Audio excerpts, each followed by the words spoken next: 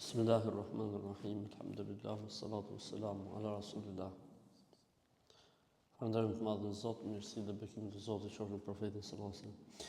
Babu wujubil mabiti bi mina layali yam at-tashriq wa at-tarkhis fi tarkihi li ahli as-siqaya. Obligohet që të rrihet në Mina netëve të Kurban Bayramit, netëve të Tashrikut, netëve të Tashrikut. Dhe se ka tolerancë për ata të cilët merren me mbushjen e ujit. Cili është gjykimi i qëndrimit në Mina? Shumica e dietarëve dhe mëdhëbeve thonë është vajib, detyrë. Ka një mendim që thotë është sunet i fortë. Ka një mendim që thotë, ose në disa libra fiku thuhet, sunet i fortë bie në gjuna që se bën. Po më saktë është që është vajib, më saktë në përmendimet është se është vajib, sepse pejgamberi sa thotë ka lehtësuar për X kategori që mos prezantoj. Fjala e sahabit lehtësoi ose toleroi, do thotë që ishte vajib. Se kur nëse dikush nuk e bën një sunet, nuk thuhet për diçka që është e pëlqyeshme, nuk thuhet tolerohet. Thjesht nuk bëhet edhe kaq.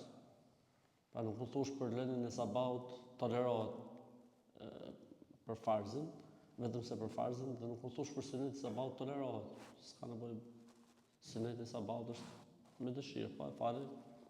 Ke sebab, ke shpërblim, por nuk është i obliguar. Me lënë sunetin e sabahut nuk ka nevojë me thonë tolerohet, sepse në origjinë tolerohet. Kështu që kjo është më e saktë ndër mendimet. Sepse ta ja lejoi pejgamberi sa se mos ja toleroi pejgamberi sa se. Fjala ja lejoi, fjala ja toleroi do të thotë se është diçka e obliguar, diçka e detyruar.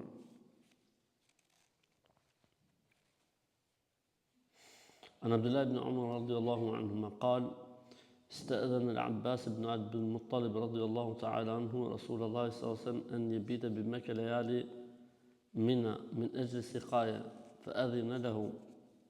Abdullah ibn Umar رضي الله عنه tregon Abbas ibn Abdul Muttalib, xhaja e pejgamberit sallallahu alaihi wasallam, i kërkoi leje pejgamberit sallallahu alaihi wasallam që ta toleroi në netët e qëndrimit në Mina të qëndrojë në Mekë për shkak se do ju jepte ujë njerëzve.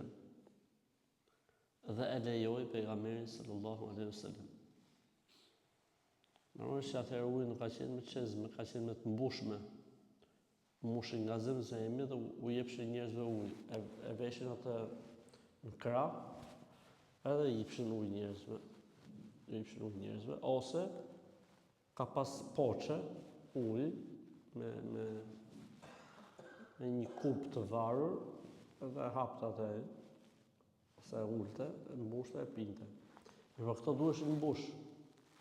Dhe kishte nevojë për organizim, atë Abbas ibn Abdul Muttalib i kërkon leje pejgamberit sallallahu alaihi wasallam.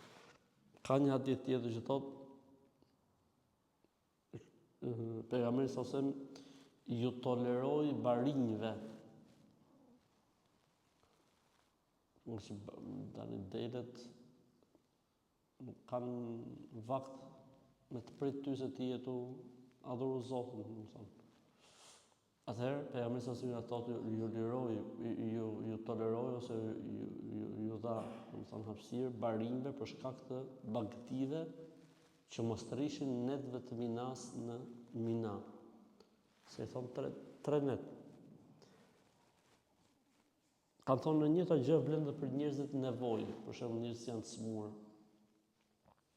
Ata të cilët kanë me vete njerëz të smur, ose pleq që kanë nevojë për hyjzimet, zvin do të Mina, po janë në hotel për shembull.